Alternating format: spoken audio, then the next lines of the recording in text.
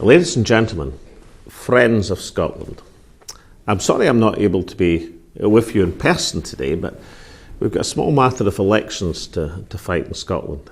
We shouldn't complain about that too much, of course, because one of the contributions that Scotland made to the great nation of the United States of America, it was the whole idea of popular sovereignty. And that intellectual backbone of the American Revolution was in part at least supplied by Scottish ideas and the Scottish Enlightenment. So we don't complain about elections in Scotland. But for centuries, of course, Scotland's greatest export has been its people.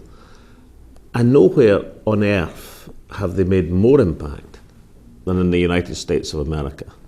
And therefore the celebration of Tartan Day, April the 6th, is of course a recognition by the United States of the inspiration that the Founding Fathers drew from Scotland's very own Declaration of Arbroath in 1320. From the signatories of your Declaration of Independence to the Scots defenders at the Alamo and the hugely influential figures like the renowned industrialist and philanthropist Andrew Carnegie, Scots and American Scots have left an indelible mark on your great country.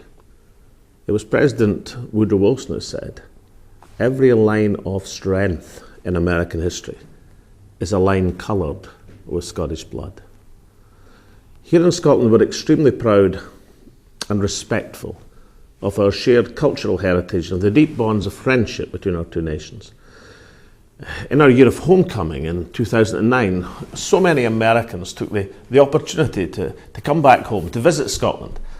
And incidentally, we have a similar year of celebration planned in 2014, and that will mark the 700th anniversary of the Battle of Bannockburn.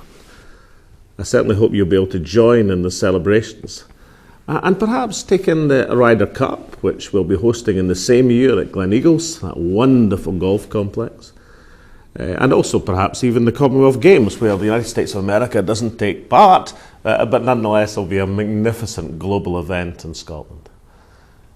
In the meantime, I'd like to congratulate the National Capital Tartan Day Committee for organising today's event and to thank you for all the work that you and Scots-American community across the United States do throughout the year to celebrate our rich cultural heritage.